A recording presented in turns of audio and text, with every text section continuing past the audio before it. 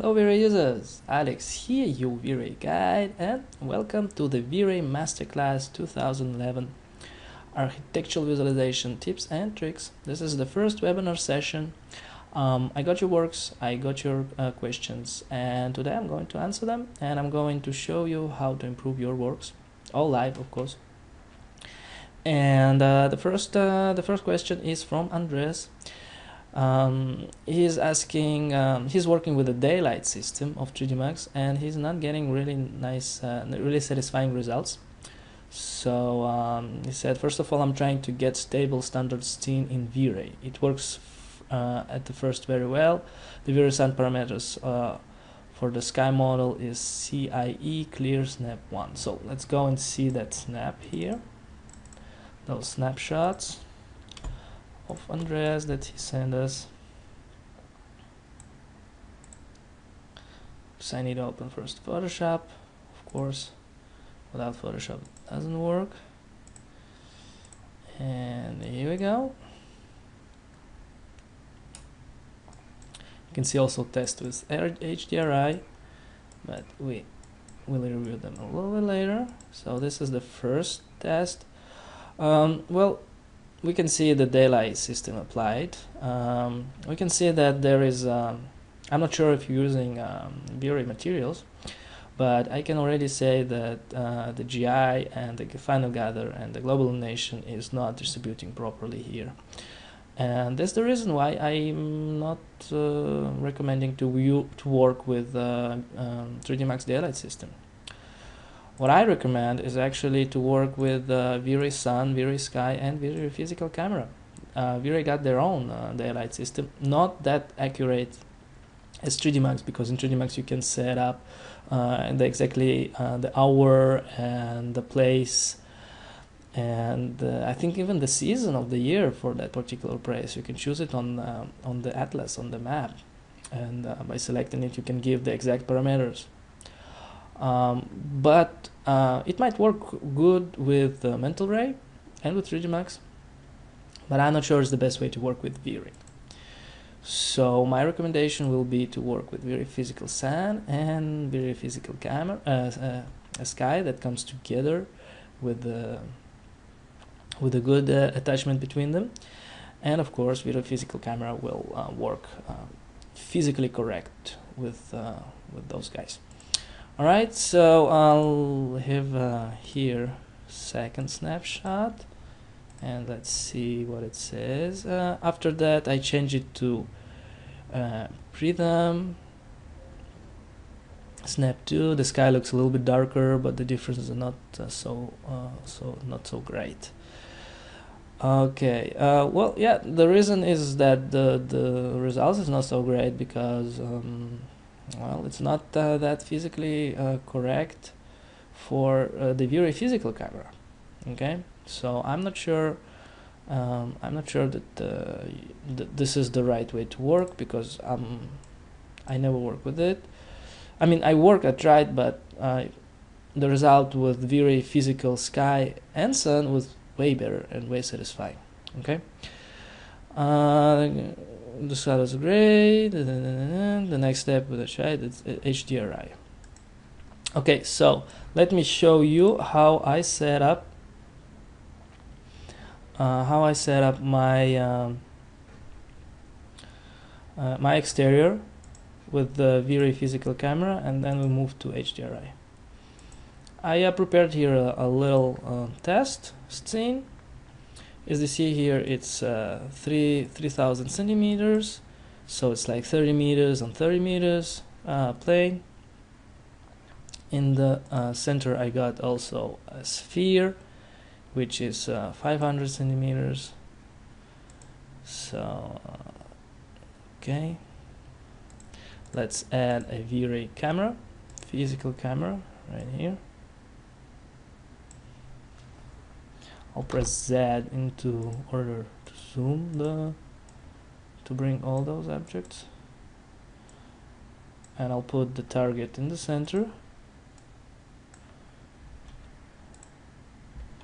Okay, and I'll press the show safe frame mode, because this is how the best way to view it. and I need to activate. If I'll press render, I will not see anything because I need to activate my VRay. I need to launch the VRay license, of course. Without them it will not work. So I have activated my VRay. I'm gonna turn the GI. I'm gonna do the test render, and well, as you see here, all black. Now I'm going to add a sun, VRay sun. It's all basic, it's all default. I didn't do anything, as you saw. I just opened 3D Max, activated VRay, and activated the global illumination, and now I'm adding the sun. And it asked me if I want to have a VRay sky as environment. I say yes, of course. And then what happens is, as you see here, you can watch this window, which is as I move the sun, my my illumination settings being changed. So let's do a quick render right now and see what we got. Right, here it is, already nice results.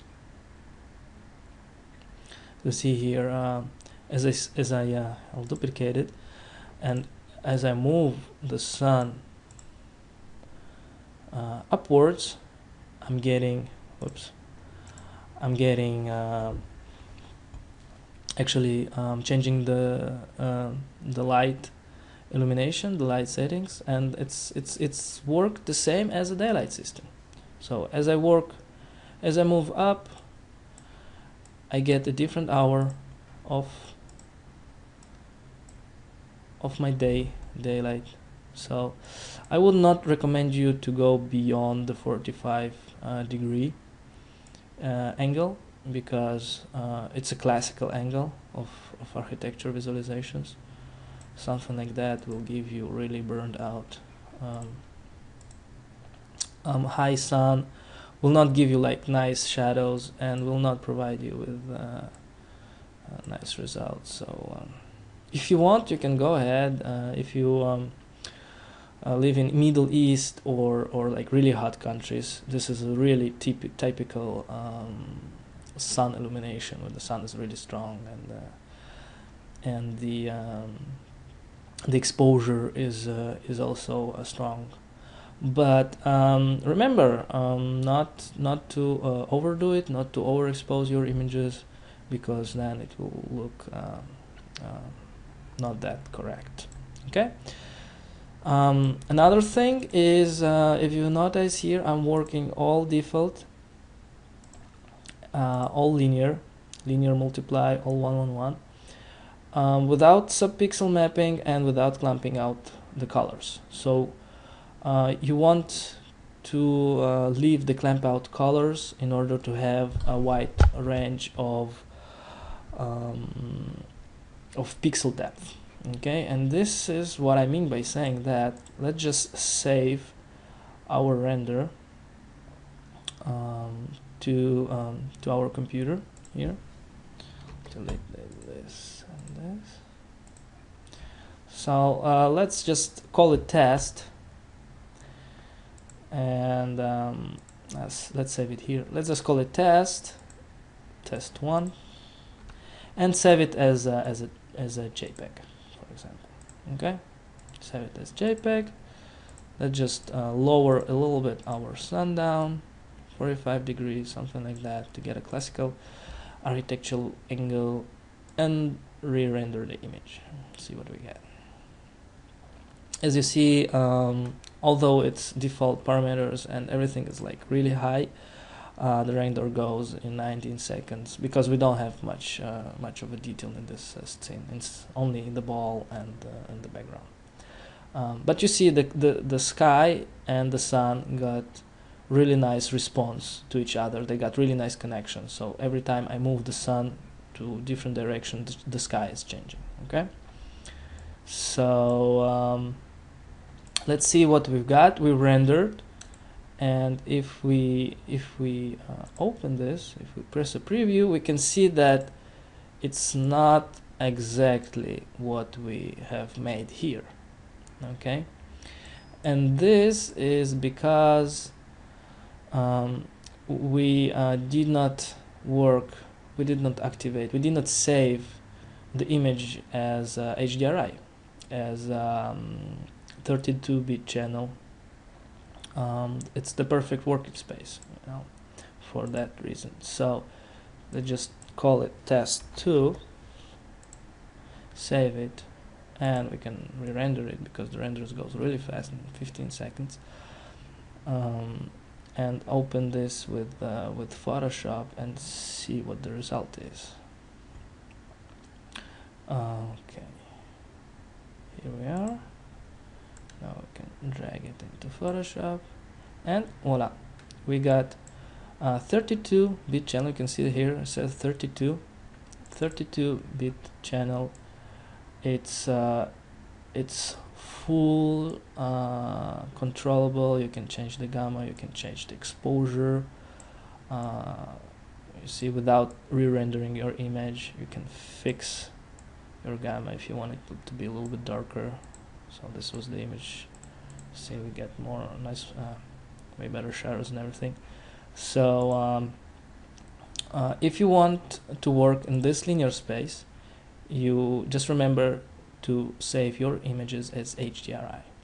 You can also save it as OpenXR. You will get the same result, but the sky will not be in this image. Therefore, you need to render all the render elements, all the passes, and then combine it into one image. Okay. If you noticed, I did not activate the VRay frame buffer.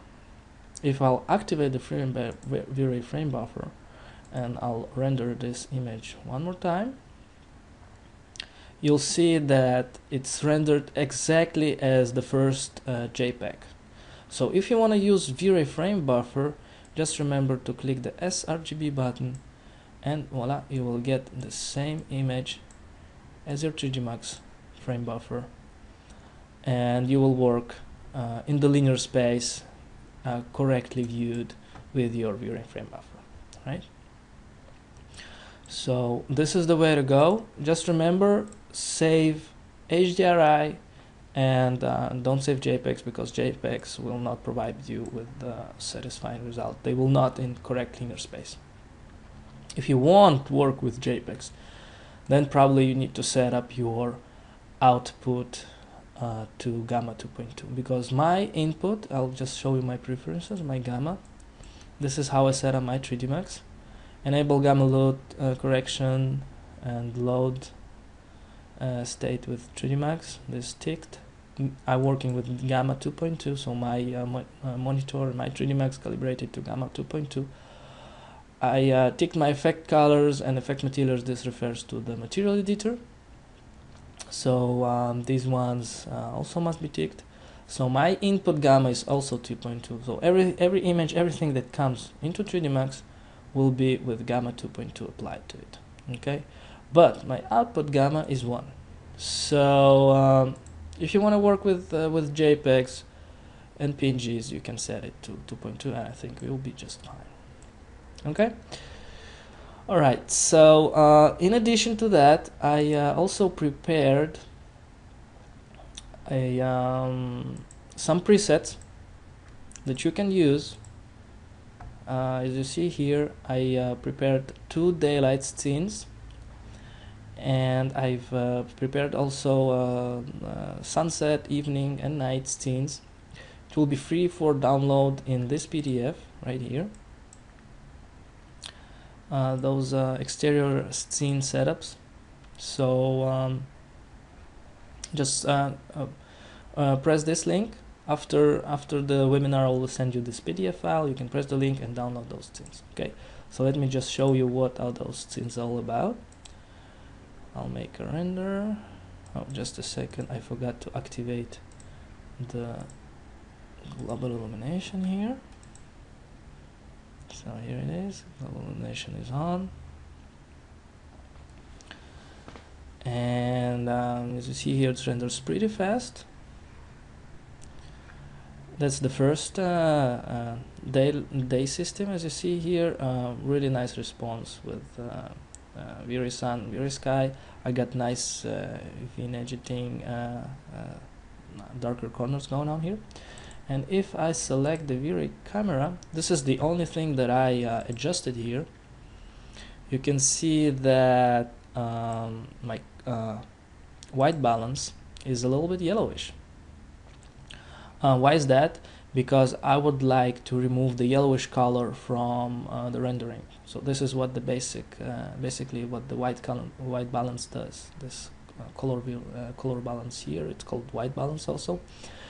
It removes the color that you select. So just to give you a quick example, if I'll put it on white, by default it's supposed to be white, and I'll re-render this, and just duplicate it so you'll be able to see the difference.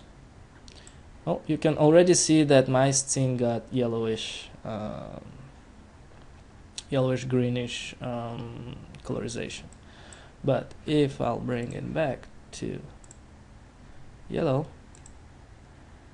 so I'll be removing this yellow pigments from this scene, and this is the result that I get. Okay.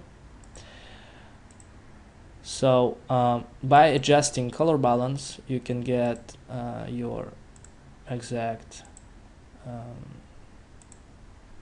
your accurate balance of the scene, temperature of the scene. So every scene got its own temperature, and this is the way to measure it, is by adjusting the color balance. I'll show you in the next tutorial how you can measure your white balance, how you can pick the correct color. But for right now, let me just show you another day system that I set up here. I'm just gonna activate the indirect illumination. I'm gonna press render. So you see this one got a little bit yellowish. It's more, I think it's more European or something like that, because in hot countries they got like really strong bluish, and in Europe and other countries, I mean colder countries, they got like yellowish because the sun is not so intense, the sun is not so strong. So for this matter, as I see here, I picked the bluish color for the white balance, and that's why I'm getting that yellowish colorization going in my scene. Okay, if not tested, I also adjusted the camera, the film ISO. I lower it to 80. So the film ISO basically controls your exposure. The higher you go, the more exposed your image will be, and the shutter speed also controls it, but it brings your intensity down. So this one is more for exposure control, and this one is more for intensity control. So if you want to smoother your exposure, you can work your shutter speed. Okay. In the next sessions, there will be probably more explanation about getting the VRay camera. Okay. So let me just duplicate this, and let me show you another preset that I've pre-made for you. Okay, this one is evening. I like to put the sun behind the buildings, so in evening, like past noon, before the sunset, it's or like on the sunset, you can see the sun is like almost going down.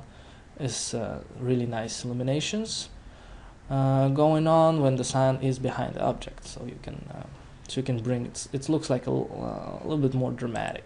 So if I just go here, duplicate, and we see the camera parameters.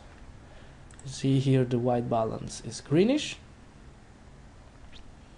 because the whole scene was greenish, and I removed this color and I stayed with a little bit of purple. The shutter speed is 30 in order to prevent those high exposures, but the film speed is 200, so it gives me like really nice exposure on the object. Let's see another one. And this is the night. So here in this scene you can see that camera got yellowish, so yellowish color balance, so that the whole scene is gonna get this nice blue purple illumination. The sun is pretty low. I'll select the sun here. The sun is pretty low, and the sun multiplier is 0.03, because the default is 1, but by lowering sun intensity you can get a really nice night evening illumination. Okay, and the last one is the sunset. Oops, the sunset. Here it is.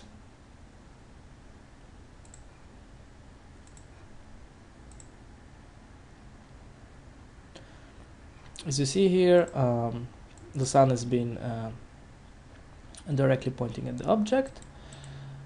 And the camera settings, as you see here, it's really yellow here, and the shutter speed is 500, so it gets really smooth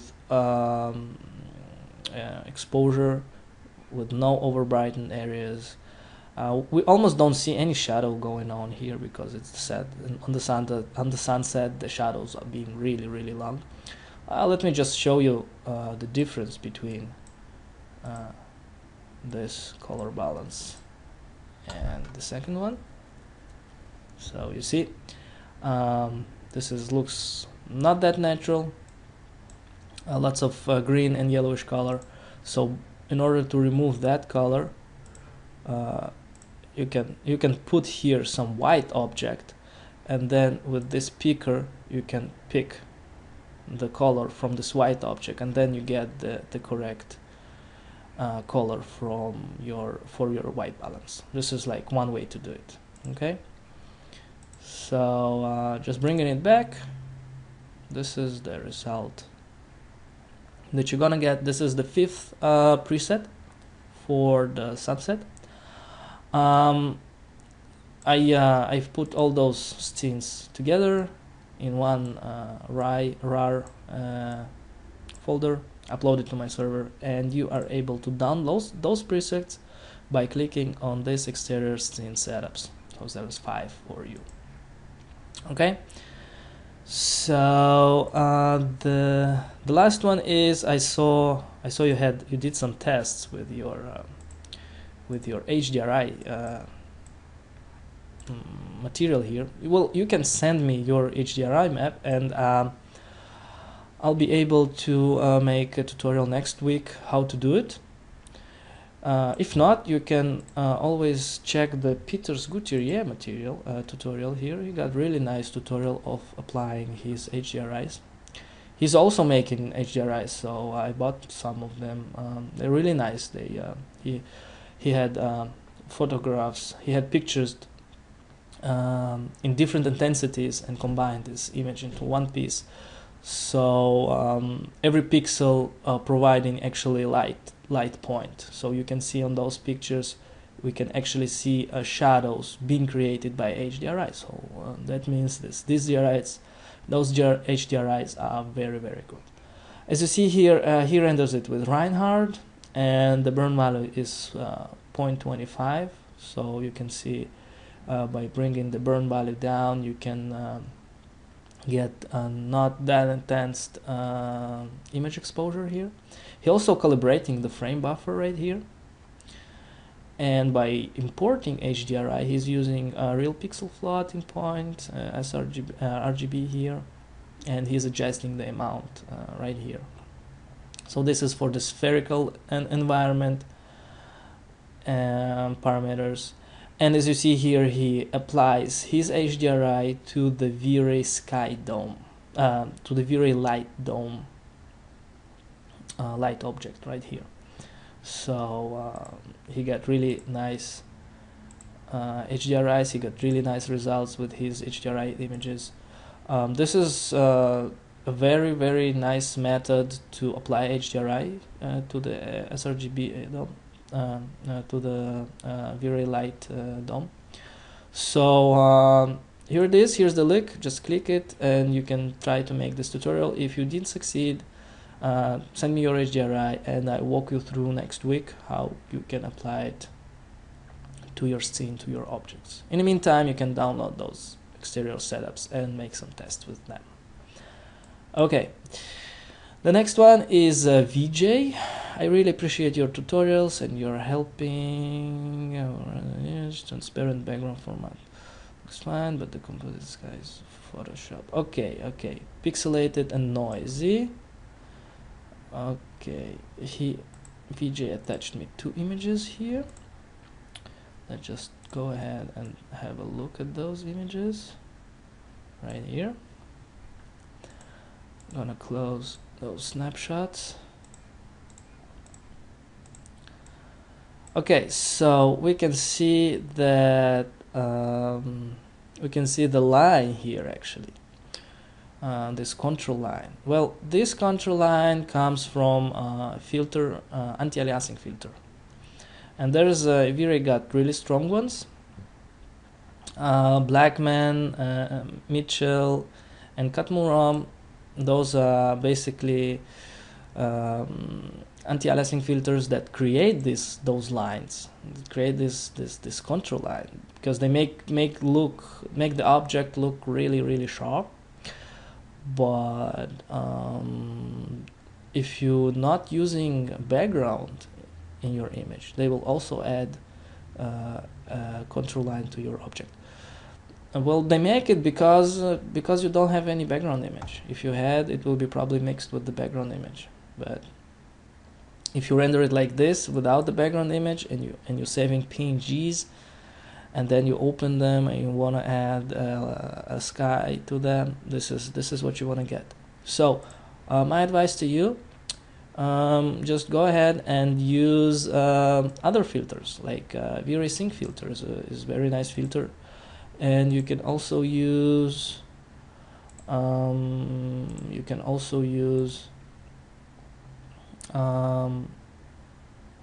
Lanczos filter, VRay Lanczos filter.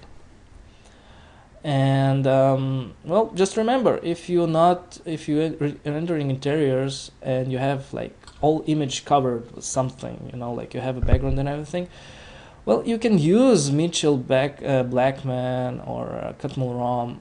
Those are really nice sharpen filters. They make like your image look really sharp.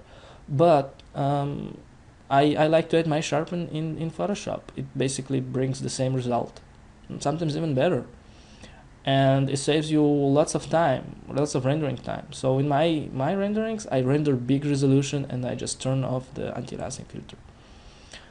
So in some different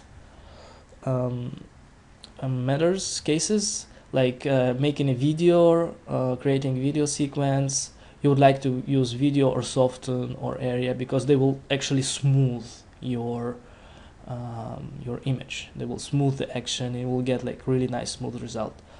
But unless it's video or something like that, and you don't want to have this jittering or something, I mean, it's only still image, I would just recommend to shut this down and to render a big resolution, and afterwards to add sharpen effect in Photoshop. To see sharpen results and examples, just click on that link right here on this PDF file, and you can go and scroll down and see all the results here. With area in different, you see area actually blurring the image here, and Katmuram, as you see here, actually adding really sharp results, like Mitchell getting. You can see the line here. You can see even the blue line here is going on some sort of a chromatic aberration effect. Here you can see it's like with 2 it's so overdone. So you can check those results. You can check those tests. You can see how differently each filter applies here to the image. So go ahead, see them, test them. That's the only way to know how it works, is actually to test and to see by yourself, not only watching the results. I mean, click in the render button and see how it works in 3D Max. This is how you learn it the best. Okay, so let's see the next one. Hi Alex. Paul unfortunately cannot make it tomorrow night. How to create a carpet in VRay using printing your models, colors, in Photoshop or color draw. Okay, okay, I'll show you how I make my carpet. I'll show you actually. Here's like one old scene that I made a long time ago. Here's the carpet. It's a small but very basic carpet that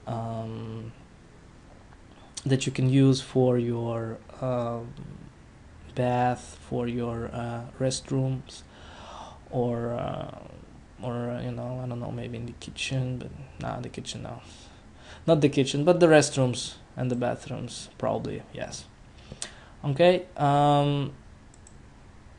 let me open this carpet here. You also be able to download it. Oh, and as you see here, I got this message because the carpet unit is in centimeters, and I made the previous settings in millimeters. So don't get stressed about it. Just if you want, you can always change it right here from centimeters to millimeters, and to work with your settings. Okay. So here's my carpet. It's a basic plane, a length with 320 centimeters, width 420 centimeters. You need to first law for the good displacement is to make enough segments. So you see I got lots of segments, because displacement will be really good if you have enough segments on your model. I know it's not controversial. I know it's not like a law or something like that you must have, but I found that it just produces better results if you have enough segments on your model. Okay, so you can make it also quadratic if you like. 332, and here is supposed to be 42, so it will be like one segment per 10 centimeters. Okay, so it will be quadratic right here. Okay, good. Now I would like to add a shell. I would like to add more height, you know, like to have more mass on my object. So I'm adding a shell, as you see here. I'm adding a shell, and actually my carpet start being a box and not a flat plane, because flat planes, when you lie them on the ground, they just look very, very thin, and you want to have that mass. You want to have that feeling of the carpet. So adding a shell would be a nice solution for that. After that, you can add a map, and of course, as you see here, I add a UVW mapping. So this is how my material looks like. With as you see here, the name is grass displacement because it's actually grass. And this is the image that I applied. It's pretty small here. It's 500. This one 512 on 512, it's quadratic. Those are the best size parameters for the displacement maps. If you want, of course, you can go higher. The bigger resolution, the better the results the VRay displacement will produce. 1024 on 1024 or 2048 on 2048 will be the best selection for that. So as you see here, I added the grass displacement on the bump. I did it just to see my map when I'm applying UVW mapping. It's not necessarily going to bring me any result, because what is going to bring me the result is the VRay displacement mode. And here it is. By default, it's being, I think, added on the 3D mapping, as you see here. So I switched it on 2D mapping, landscape. 2D maps is made for all the bitmaps, all the textures, everything all the images, everything is 2D. The 3D is made for the option of procedurial materials in 3D Max. If I go right here, I can select, for example, dent or checkers or cellular or I don't know, like smoke. All of those materials being 3D because they can cover the whole box. They can follow the whole box even from inside. If you cut it in the middle, you will see the structure going through the box. So this actually do not happen with the 2D maps, because 2D maps is only it only covers the box. It's not actually goes through the box, through the model, through the object. So this is what happened with the cellular and all those procedurial 3D Max effects. They just go through the whole model. And the best way to apply those displacement is by using 3D mapping. But if you use images like this one, 2D mapping, landscape, this is the option to use it. As you see here, I also added a amount of 1.5 centimeters to be a little bit higher than the original, I think, and the default I think is 1. And of course, as you see here, when I switch between 3 and 2, I get those parameters. Or it is like 2D mapping. When I switch to 3, I get those parameters control. But since I'm using the map, I'll be using this 2D mapping landscape. And in resolution, I need to put the resolution of the image that I'm using. Excuse me. So the image that I'm using is 512 pixels. Bright and the length, so it's quadratic. So this one will be the best choice for using this map. So of course you need to type the same exact resolution of the map. So it's 512. Okay. What we can do now is perhaps to render this and to see what we got. As you know, displacement maps, the bigger the bigger map, the bigger the bigger the map, the more time you need to use to render. So to calculate the render. So if your map is covering a large amount of space, it might take a long time to distribute this render and to see any results, because first of all, VRay takes into consideration the whole geometry of displacement that's going to be distributed, and it might take long time just to prepare, just to calculate. So sometimes when I hit the render and I got the whole I don't know, like lots of grass or something like that, you know, like the whole field full of displacement map, it might take like 1 hour only to prepare the render, but the render after all might go quickly, as you see here. But the preparation and the calculation of what's going to happen might take way longer time. So just to know that sometimes it's not stuck, it's just thinking of what you want to calculate. Okay. So as you see here, we got already nice results with this carpet. It's very, very basic. It's not one of the best carpets there is. There is like lots of different methods to do carpets. Like for carpet, you can use a VRay fur, or different other carpets with different displacement maps and everything, because this one actually is a grass and not a carpet, but I'm using for a carpet, and it gives me really nice results. So if you just let me show you the difference between having a shell and not having a shell. So your carpet will look like really thin here.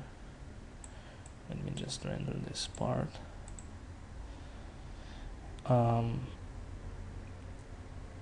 So it will not look like a napkin or something like that, you know. It will look like more, will have more thicker. Right here you can see it's more thicker. It's more looks like a carpet, and not that thing. Okay. So you'll be able to download this. I'll make this this download carpet, this link here. I'll activate it and I'll connect it to the model on the server, so you'll be able to download it and to test your own results on this one. Okay. All right, we're going further. The next one is Alex Gomez. He wants to know how to build a good library of materials and what's the difference between a good material and the bad one, and he's looking for settings. Okay, so the best way is to build your the library is to build your own library, because this is what the pros do. With every project, almost every project, I create my own unique textures. Of course, I reuse lots of textures that I have created before. You can also use different textures from different companies before you gather your own library. But I never saw professional artists that using some, I don't know, some others pre-made materials or something like that, you know, like if just take Stanislav Orechov or Alex Roman or I don't know, Peter Gauthier, you will see that those guys, they sell also their materials, but they got their own library, their own materials that they satisfied with them, that they know they work for them, and they use them, they even reuse them in different projects. And this is what unique to those people, because you see and say, wow, this is like really cool material, man. I mean, I wish I could have that, you know, and nobody got it. Nobody has that.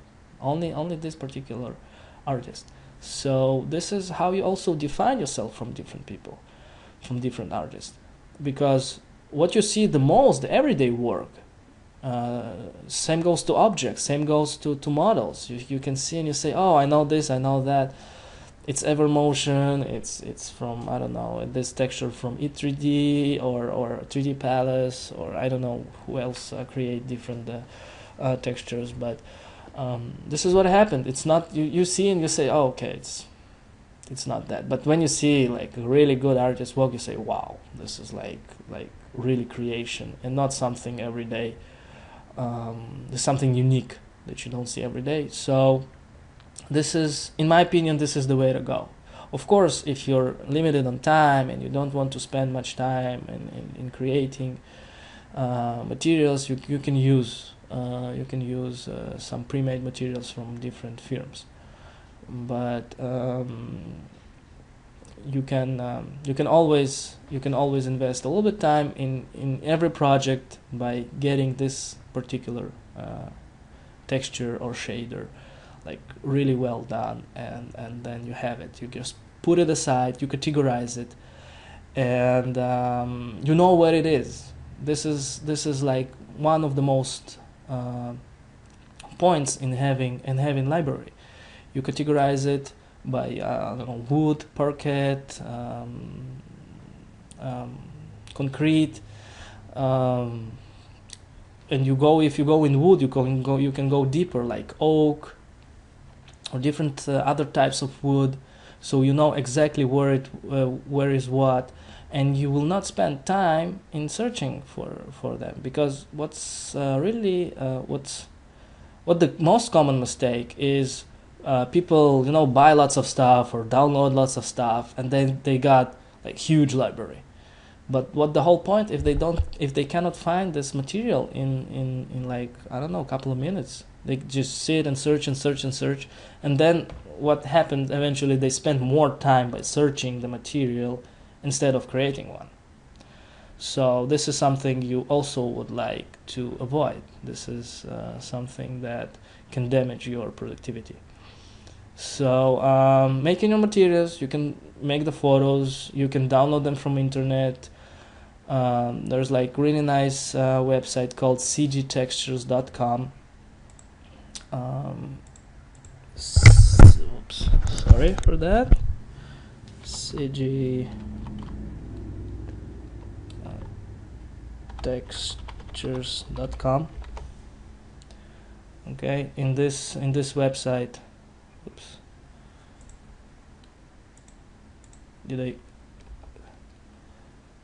okay, without the dash. Okay, so you can see there's lots of textures, paper, bricks. If you go here, for example, bricks, they all for free use. You need just to sign in. There's also a nice normal bump examples. So as you see here, they got small ones for free, and sometimes they got medium and large also for free, as you see here. But some of them say premium member, so you can get a membership and download like really high resolution. This is how you build your own library, basically. The whole point is to know what is what and how you find it quick and fast. Okay. Regarding the quality, and well, in different methods, every artist will be differently. So sometimes artists prefer to work every material, to tweak it in every scene, and to get this quality, because for example, in one scene this material can work like really good, but if you import it to the other scene, it will not be enough. It all depends on your light, on your rendering settings, and it's all touched together like in one piece. So there is stuff that can work for one scene, it doesn't necessarily can work for the other scene. So you can create like one render with really good parameters and everything, but in the other scene it will not be enough, so you'll need to tweak it again. So there's like two methods for doing that. I'm actually doing what the most 3D artists doing. I'm not tweaking the materials, I just work the VRay global illumination settings in general. So for the test renders, I work with those settings, VRay global settings with one, and when I want to make a high resolution render, a high quality render, I just go higher with those parameters to 2 or 3, depends on your computer. So I'll be able to increase all the quality of materials, shaders, all the samples, everything. I just go higher with one click without even tweaking each material. So it's basically up to you how you like to work. If you like to tweak every material separately, or just go with VRay global settings on higher parameter, and that's it. Okay. How do you start your scene? Which units measurement do you prefer using? We can show an example of setting up the scene. Yeah, sure. I'm using centimeters, as you saw. If I work for Europe, I'm using millimeters. If I work for Europe, I'm using centimeters. Probably in USA, they will work with inches. It's really up to you what are you looking for, what is the most convenient way for you to work, the most as I said, if you work with Russia, it will be millimeters, Europe centimeters, USA probably inches. Okay, so I have this room here, I have this scene here, and let me just import the WG, the ArchiCAD or AutoCAD drawing. As you see here, those icons from Autodesk Viewer, True View 2011. It's totally for free and you can download it in Autodesk website. So with the help of this viewer you can zoom in and you can view all your ArchiCAD drawings. If you're not using it, I would warmly recommend you to use it. It's really nice tool. So just go ahead and write DWG Viewer. And here you go, you got the link. You can press download, you can download it and install it. It's a nice viewer, got like really nice options and everything, and it's for free. That's the good part. Okay, so this is the drawing that I want to import to my 3D Max. So I'll press import here. As you know, we give 20 DWGs for practicing in our beginners course. As you see here, this is how it comes by default. It's not necessary to change it because incoming file will be in millimeters. I just press OK and I import it how it is.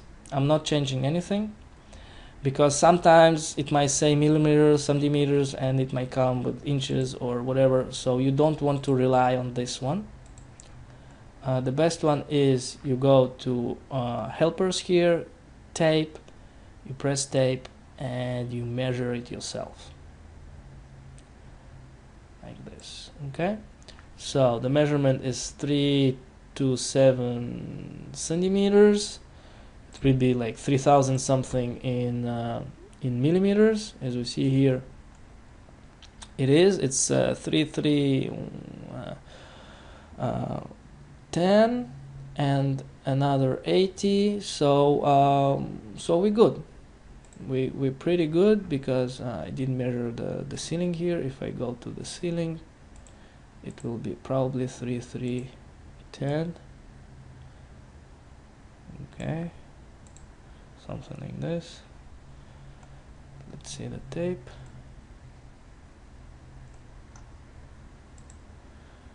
Yeah, it's 33 like this, 331. Okay, so here it is, 331. So we in good measurement. Well set. If you importing something and you are not in good measurement, what you need to do is to measure the correct. You can set up this to the correct size, and then what you need to do.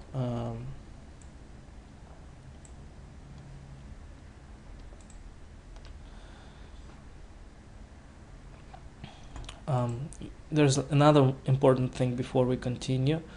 When you import your DWG drawing, the first thing you want to do is to select the whole drawing, to press here on the layers, press here create a new layer, and then you got everything on one layer, so you can hide it and unhide it by one click. And all of these layers you can delete. You just don't need them. They will mess you up. So try to work clean and try to name all your layers properly. So this one will be plain. It's an architectural plan, so I'll call it plan, and it will contain all the architectural drawing. Okay. So you can select it all. Right, like this. You can group it, or it doesn't matter, but if it's in wrong scale, you can scale it, like the whole drawing. You can scale it to the right measurement by using your tape, and then you can start your work after getting it into the right and the correct scaling. Okay, so I'm the correct scaling and I don't need to do that, but what I need to do right now is, if you see here, I got really different parts and that's like connected. So you can do it in AutoCAD. You need to clean it. You need to clean it and detach it and convert it, because each part here is representing the views. So it might be front view, this one might be back view, and left and right. So you need to detach them and make them, you know, like disconnect them and create each piece for each view. Okay, as you see here, it's like 1 point. So in my case, the first thing I want to do is to attach everything that in this view, because those are not being attached. Okay, and the second thing is I want to detach after I attach it into one piece. So I'll go into spline. I make an attachment by using vertices and attach option here. And when I attached everything, I want to detach it. So I go into spline, and right here I got detach button. So I press detach. You can name it front or back, but let's just name it 1 for this matter, and then we figure out where it really goes. So I'm gonna select it. I'm gonna bring the pivot point to the center. I'm gonna press center, and I'm going to deactivate the pivot points. Now I want to press the snap tool, so it will go snapping by the size of 5, you know, 85, 90. So I get exact 90 degrees rotation. And wait a minute, before I do that, let me just show you. I'll press Alt W to open this view. So I got here, I got big window and I got some corner, right?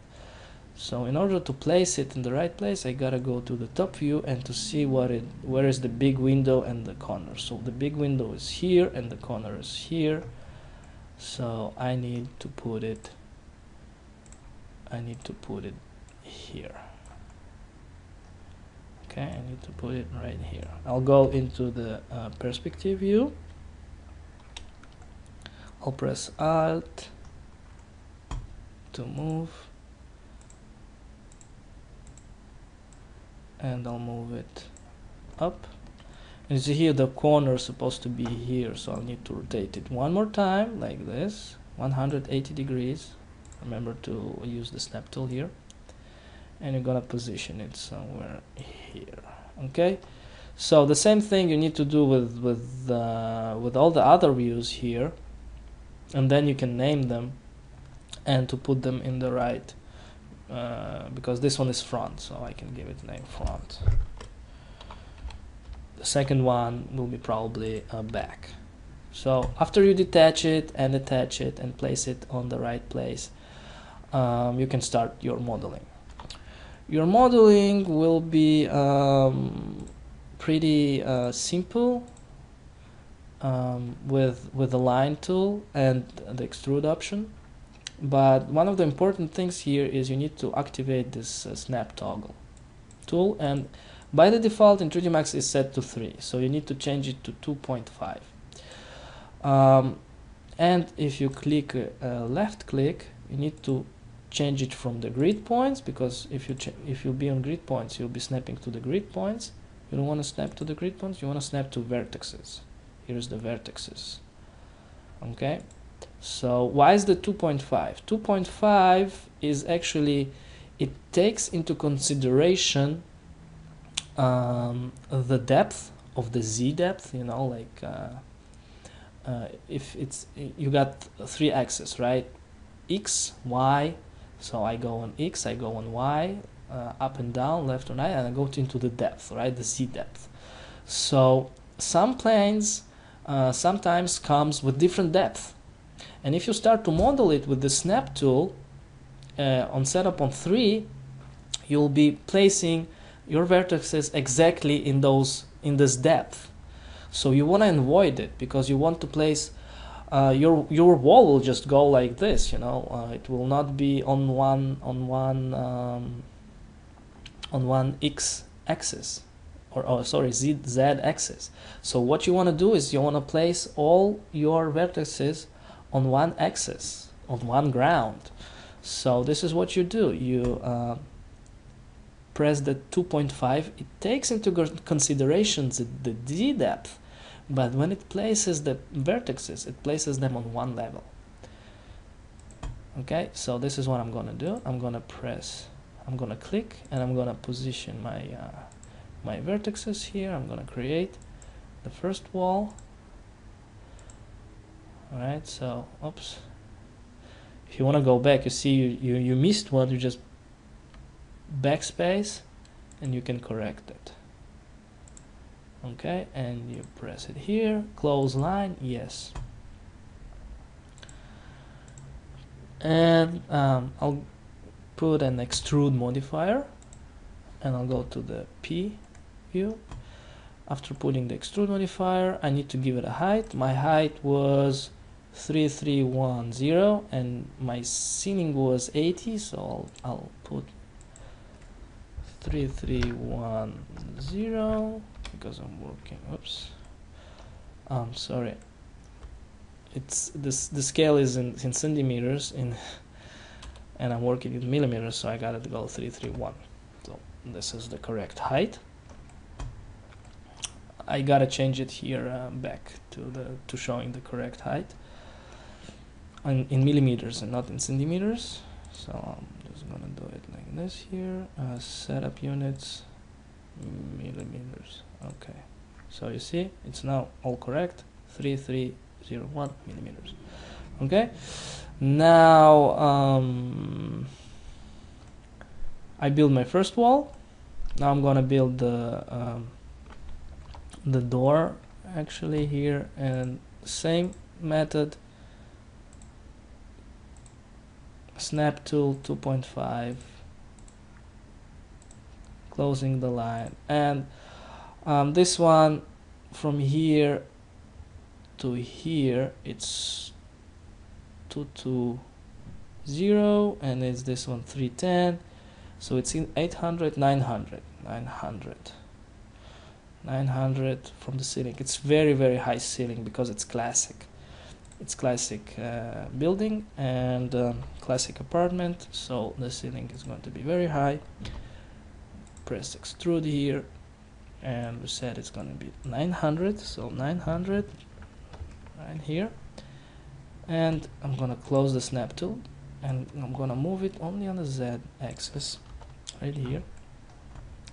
I'm going to position it exactly on the line with the ceiling, with the wall. So here we go. I created a wall. I created a backtop for the door. So you can continue modeling the second wall. Those lines are perfectly aligned, so don't worry, you will not get any light leaks or something like that here. Of course, it depends on your architectural drawing. If your architect didn't worked accurately and he didn't put the vertices, so you might probably have, but till today, after 8 years, I never got it because all the architects were very, very accurate. And the DWG drawing is all the vertices perfectly aligned, all the walls, all the ceilings, everything is perfectly being aligned, so there is no problem with doing that. This is the way to model. This is the way to set up your scene, to set up your importing DWGs and modeling everything. Probably in the future I will create some more tutorials on building the whole thing and set up the lighting and testing the renders. On this webinar, unfortunately, we don't have time to go through the whole process, so I just wanted to give you a quick shot of how doing it, how you can do it properly and quickly. Okay, so let's go. Next one is Schwarnendo, and I'm gonna close it. Let's see what it is here. I'm gonna close it as well. And hi Alex, sending you 2 images, 1 cam and 2 cam, part of final touches. The wooden material was supposed to be look like samples image 1 and 2, but it was not able to reproduce the scratches on the wood, neither in the Photoshop or in 3D. Okay, let's see that wood. Okay, this is the wood, so we can see there is a bump for the wood and there is a scratches on the wood going on as well. That you can make by making a double bump. Double bump will be probably, oops, to open 3D Max for that. I'll show you how to make a bubble bump. This is actually you can use a mix texture, and you can mix 2 bumps to create this double bump effect. Okay, so here it is. Okay,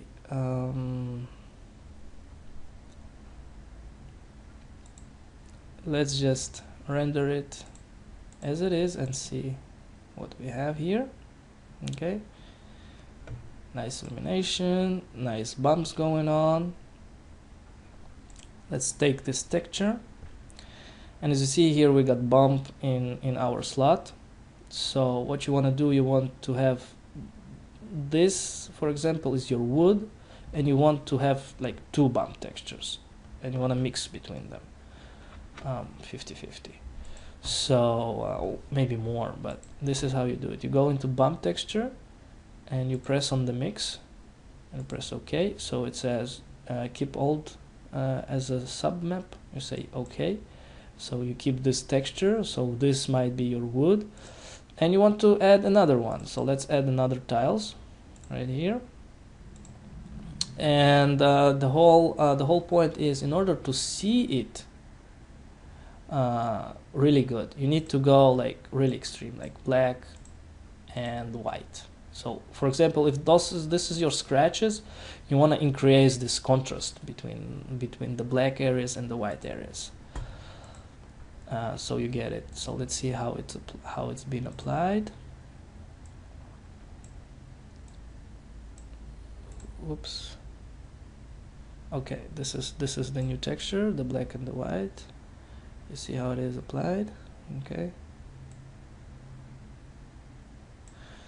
now the mix amount is the mix amount between those 2 textures. So here you have, for example, the wood, here you have a stretches, and if you put 50, it will be 50-50 mixed between them. So you can basically let's render and see what we've got.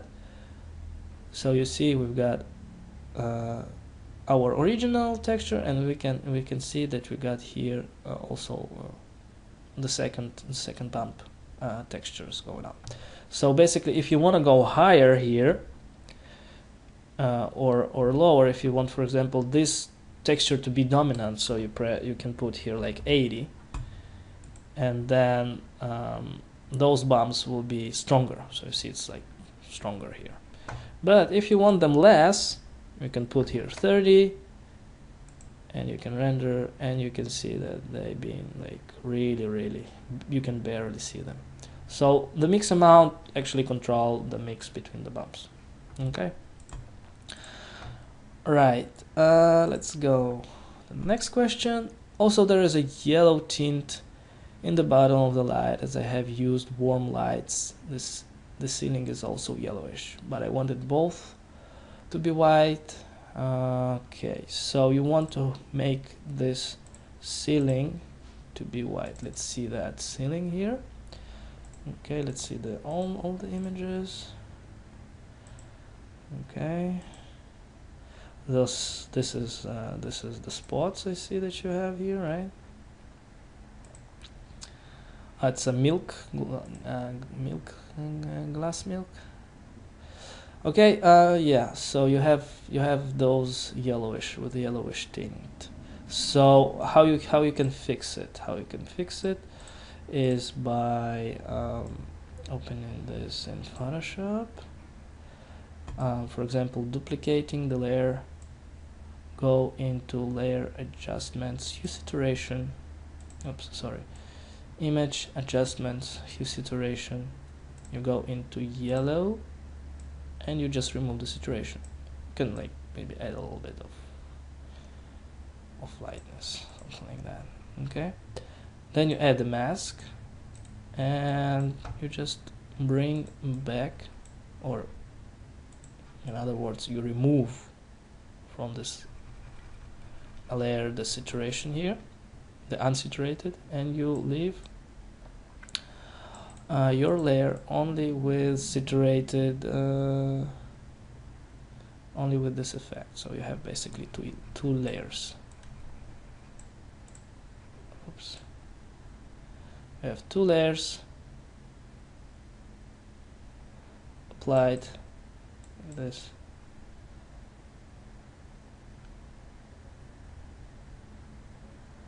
Okay. So this is basically how you remove the yellowish. The lower portion of the light are blackish. Well, this is because you have. This is because let's see your material. Your refraction here is not transparent. It's supposed to be almost white. If you want to get where is this milk glass? If you want to get this sort of effect, you gotta do your glass very, very transparent. But if you want to make it like blurry like this, you have a parameter of glossiness in the refraction. If you use the glossiness, if you lower it down, I mean, here you did the blurriness for the reflection, but the blurriness for the transparency, you can make it here in glossiness. So go ahead, make this almost white, pure white, not white, but almost white, and lower down a little bit of this glossiness, and then you will get this blurry effect for sure. Okay, you might also put here in the fog multiplier 0.002, and to adjust a little bit beige color, like a little bit yellowish, between gray, yellowish, and brown, somewhere there in between, for the fog color. And you also get this milk glass effect here. All right. There is another way to do it in Photoshop. So you can add a glow here, filter. Glow. Oh, it's probably on 16-bit channel, so we gotta switch to 8-bit channel, and only then you can add distort, diffuse glow. You can increase the glow here. Okay, something like this. All right. So here you go. You got it. If it's too strong, you can just Control-Shift-F and you can decrease it. So this is one way to do it. I know you got it's not that satisfying. You can control a little bit, maybe just to add more exposure to it, you know, just to have a lighting feeling, like it's lighting and stuff, something like that. Yeah, it's way better. Looks way better now. But I would warmly suggest you to re-render and make your material properly. Okay, as for all those models, I would replace the chairs because they do not seem like high quality model, and they standing on your front foreground. So basically, you can put those chairs at the background, but foreground, when it's so close to the camera, you just notice that this is not a good model. So you might wanna replace it. All right. or just add details, you know, and make better textures. If this is supposed to be leather, it do not looks like a leather, so you wanna make it better, right? The tiles in Photoshop, yes, I can see those tiles here. First of all, I need to see the texture. You're saying that your clone tool is not working well, and you might want to crop the edges, because I see the only problem is going here on the edges. I'm not sure you can resolve it with the clone tool. I would warmly recommend you to go to the YouTube, type seamless YouTube, type seamless textures. Here's one tutorial. It's a 2 parts tutorial. There's the second part, and you can see how it's done. I had a good tutorial for seamless, but unfortunately I couldn't find it. I'll search more, and as soon as I'll find it, I send it to you. But there's lots of different other techniques and methods and people showing to do. I mean, it's basically the same. Some of the artists just explain it better, some of them less, but the procedure is the same. As soon as you're gonna understand it, you will be able to do seamless textures from everything, even fixing your floor and stuff like that. Okay, so you can send me this texture. I can view and give you the proper solution. Right. Okay, the exterior, send me also the exteriors here. And let's see your exterior. Exterior is right here. Okay, here we go. Well, the first comment for this one is going to be that in order to make good background isolation, you should use the alpha channel or the background or the atmosphere passes, because they are really good. If you zoom into this, there's something wrong with the anti-aliasing here. Something jittery going on. I don't know what it really is. I don't know what filter you have used for making this, but it doesn't look that accurate. Okay, so I'll try to use that in order to isolate the sky, but I do not promise that it will provide good results. Okay, as for your scene here, by opening it from the first look, you can use the carpet displacement, especially grass displacement, to make your grass here look better. And well, for the illumination, everything, it's pretty okay. Some of the apartments looks a little bit empty, so you can put maybe some table, maybe a chair, maybe to put small details here and there, just to make it more, just to bring a little bit more life to that composition. All right, and well, the cars looks also the same, so I mean, you have only like 2 cars, 3 cars, so maybe just change a little bit the color so they will not look the same, because this one, like 1, 2, 3, looks really the same. But it's not bothers me, it's not that big issue. So your question was that please find work in progress, down the light and through. I would love to boost up in post to impress the client. So in order to impress the client, you need to add some really nice background. So for doing that, we can select it, maybe we can use select similar, like this. Oh, it's actually pretty nice option. Double click in order to discard the background. Whoops. and we need to invert the selection. So we have inverted this like that. All right, and now we need to bring our map. So where it is, our map.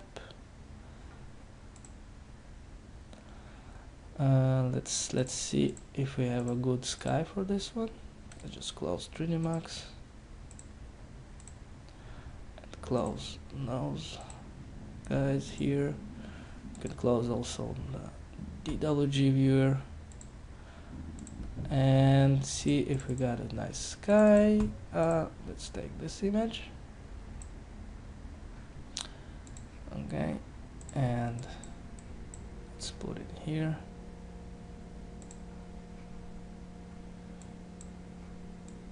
Alright, here you go. Enlarge it. It's not the best way to do it because you get this this noise here. You can use noise reduction. So you can put in reduce noise, so it will get smoother, like this. Just remember, in this noise reduction filter, you can apply it several times to make your image smooth. So just go ahead, you can play with it. The parameters of this noise reduction is the strengths. So the strength you want to go to give the most strength, the most smooth result.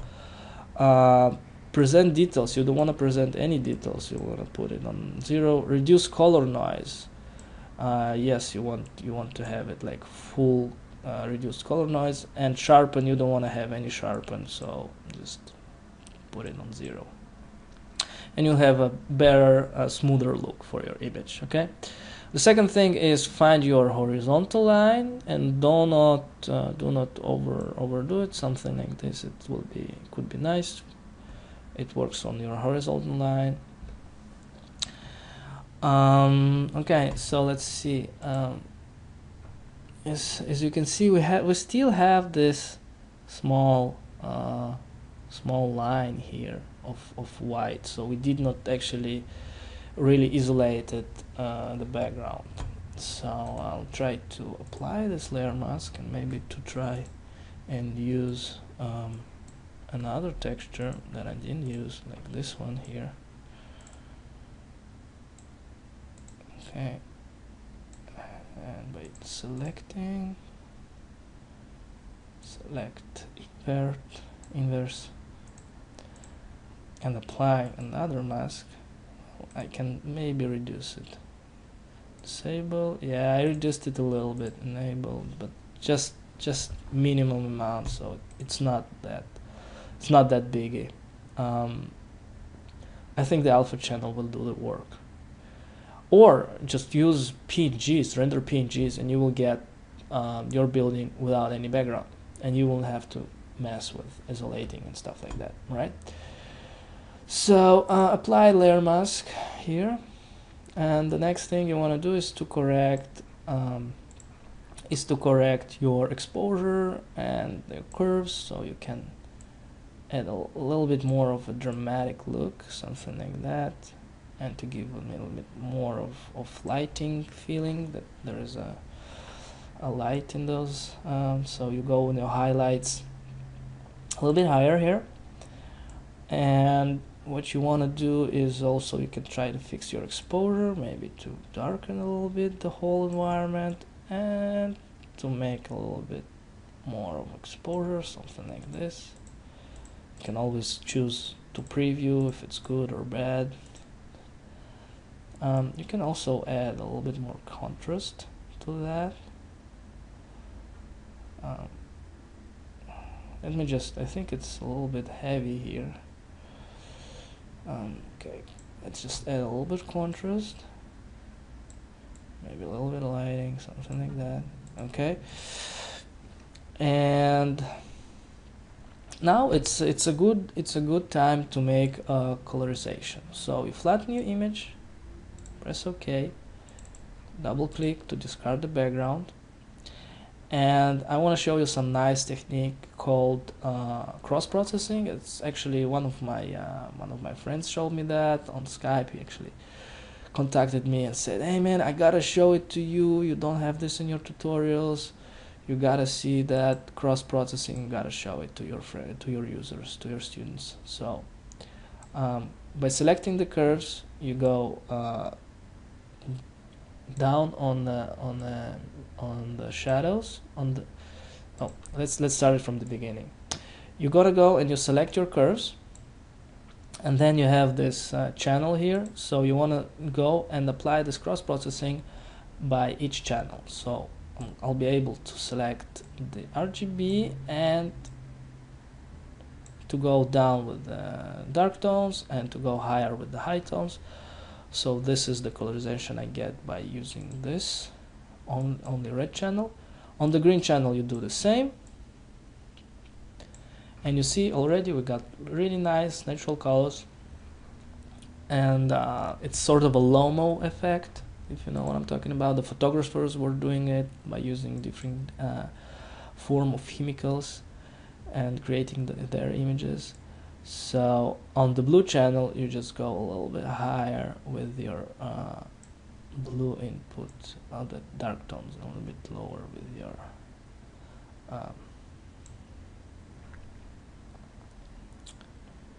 your high tones. Okay, and this is the effect that you get. Alright, this looks nice. Try to not overdo it, not to do it like really blue. Okay, so this one looks really way better. So just to show you, we went through this, got some really yellowish, reddish, greenish.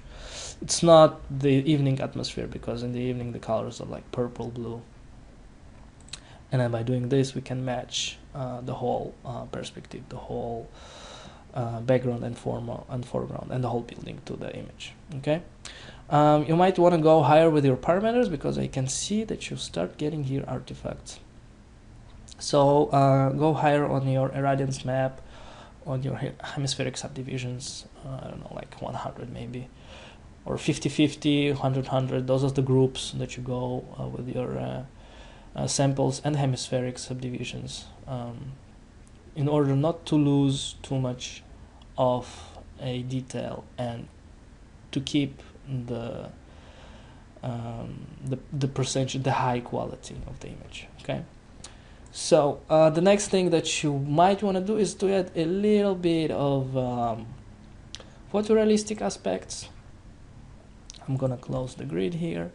I'm gonna add here the distortion. It makes a little bit smoother the image. I'm gonna add a little bit of chromatic aberration, or maybe I'll go the other way today, like a little bit of yellow and a little bit of red, something like this. I can see it's applied here already on the wall, so you don't want to overdo it. Don't go beyond 7, because it's more for the look and less for the feeling. And as you see here, we can add a vignette for the camera objective distortion, something like this. It's good. Okay, so we went from something that looked like this, we went to something that looked like that. So as you see, it's pops out the image, it pops out the building, and the lights feels really live. Okay, the last thing is, when you apply this in Photoshop, you just remember to cut those edges of 1 pixel, because if I zoom in and I go like left and I go up, I can see here 1 pixel being, I don't know why, but this is what the chromatic aberration does. It's actually adds you. I don't have it on. Oh, I actually have this on this side. So yeah, just remember to crop it 1 pixel. well, you can do actually by scene canvas and selecting pixels. Yeah, I know it will ruin your so what you can do, maybe you can duplicate your image and then you just enlarge this background image a little bit like this, and you're all set. You don't have this, you don't have to crop. Okay, all right, so you'll fix that. Okay, I'm gonna save this image, I'm gonna send it to you, and save image. I'm gonna send it to you so you'll be able to see how I did it, and you'll be able to try to achieve the same result as I did in this image. I think it's nice, although the artifacts, I think for like test renderings and everything, it's for first previews, I think it might make a good impression. Okay, so I did save it, right? I'll just JPEG, I saved it. Yeah, copy, save.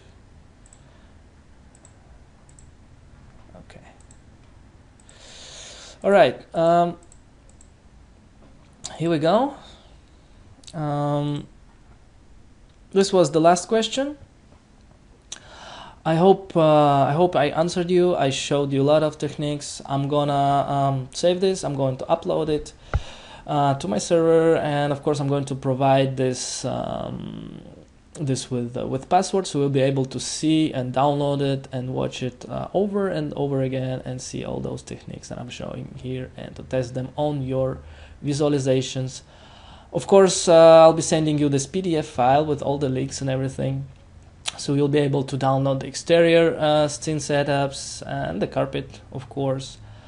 Send me your works, send me your questions, and if you have something you can ask me right now, but if not, I wish you a really good weekend, and have a good rest, and send me your works, send me your questions. I'll be very glad to review them, to answer them, and I see you in the next webinar.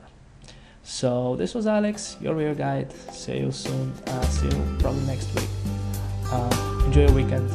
Have a good one.